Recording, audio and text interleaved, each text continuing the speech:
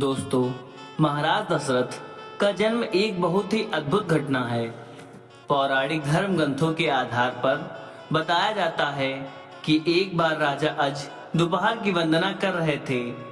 उस समय लंकापति रावण उनसे युद्ध करने के लिए आया और दूर से उनकी वंदना करना देख रहा था। राजा अज ने भगवान शिव की वंदना की ओर जल आगे अर्पित करने की जगह पीछे फेंक दिया। यह देखकर रावण को बड़ा आश्चर्य हुआ और वह युद्ध करने से पहले राजा अज के सामने पहुंचा तथा पूछने लगा कि हमेशा वंदना करने के पश्चात जल का अभिषेक आगे किया जाता है, ना कि पीछे। इसके पीछे का क्या कारण है? राजा अज ने कहा, जब मैं आंखें बंद करके ध्यान मुद्रा में भगवान शिव की अर्चना कर रहा था, तभी मुझे यहाँ से 1 योजन दूर जंगल में एक गाय घास चरती हुई दिखी और मैंने देखा कि एक सिंह उस पर आक्रमण करने वाला है। तभी मैंने गाय की रक्षा के लिए जल का अभिषेक पीछे की तरफ किया। रावण को यह बात सुनकर बड़ा ही आश्चर्य हुआ। रावण 1 योजन दूर वहां गाय और उसने देखा कि एक गाय हरी घास चर रही है, जबकि शेर के पेट में कई बाण लगे हैं। अब रावण को विश्वास हो गया कि जिस महापुरुष के जल से ही बाण बन जाते हैं और बिना किसी लक्ष्य संधान के लक्ष्य भेदन हो जाता है, ऐसे वीर पुरुष को जीतना बड़ा ही असंभव है और वह उनसे बिना युद्ध किए ही लंका लौट जाता है। एक बार राजा अज जंगल में भ्रमण करने के लिए गए तो उन्हें एक बहुत ही सुंदर सरोवर दिखाई दिया। उस सरोवर में एक कमल का फूल था जो अति सुंदर प्रतीत हो रहा था। उस कमल को प्राप्त करने के लिए राजा अज सरोवर में चले गए, किंतु यह क्या, राजा अज जितना भी उस कमल के पास जाते, वह कमल उनसे उतना ही दूर हो जाता और राजा अज उस कमल को नहीं पकड़ पाए। अंततः आकाशवाणी हुई कि हे राजन, आप निसंतान हैं, आप इस कमल के योग्य नहीं हैं। इस भविष्यवाणी ने राजा अज के हृदय में एक भयंकर घात किया था।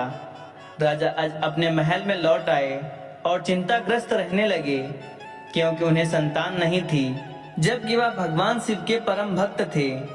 शिव ने उनकी चिंता को ध्यान में लिया और उन्होंने धर्मराज को बुलाया और कहा, तुम किसी ब्राह्मण को अयोध्या नगरी पहुंचाओ, जिससे राजा अज को संतान की प्राप्ति के आसार हों। दूर पार एक गरीब ब्राह्मण और ब्राह्मणी सरयू नदी के किनारे कुटिया बनाकर रहते थे।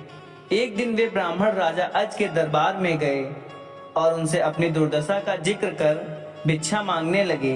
राजा अज ने अपने खजाने में से उन्हें सोने की असरफियां देनी चाहिए, लेकिन ब्राह्मण नहीं कहते हुए मना कर दिया कि यह प्रजा का है, आप अपने पास जो है उसे दीजिए।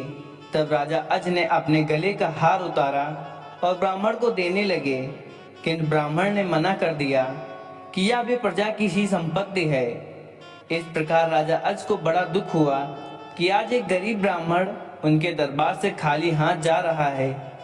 तब राजा अज शाम को एक मजदूर का भेष बनाकर और नगर में किसी काम करने के लिए निकल जाते हैं।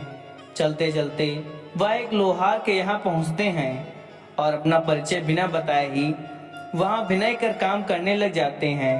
पूरी रात हथौड़े से लोहे का काम करते हैं, जिसके बदले में उन्हें सुबह 1 टका मिलता है। राजा 1 टका लेकर ब्राह्मण के घर पहुंचते हैं, लेकिन वहां ब्राह्मण नहीं था। उन्होंने वह 1 टका ब्राह्मण की पत्नी को दे दिया और कहा कि इसे ब्राह्मण को दे देना।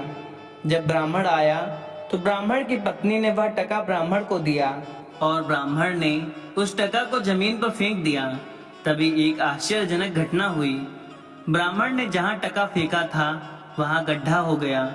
ब्राह्मण ने उस गड्ढे को और खोदा तो उसमें से सोने का एक रथ निकला तथा आसमान में चला गया। इसके पश्चात ब्राह्मण ने और खोदा तो दूसरा सोने का रथ निकला और आसमान की तरफ चला गया। इसी प्रकार से 9 सोने के रथ निकले और आसमान की तरफ चले गए। और जब 10वां रथ निकला तो उस पर एक बालक था और वह रथ जमीन पर आकर ठहर गया। ब्राह्मण उस बालक को लेकर राजा अज के दरबार में पहुंचे और कहा, राजन, इस पुत्र को स्वीकार कीजिए। यह आपका ही पुत्र है जो इस टका से उत्पन्न हुआ है, तथा इसके साथ में सोने के 9 रथ निकले जो आसमान में चले गए, जबकि यह बालक 10वें रथ पर निकला, इसलिए यह रथ तथा पुत्र आपका है।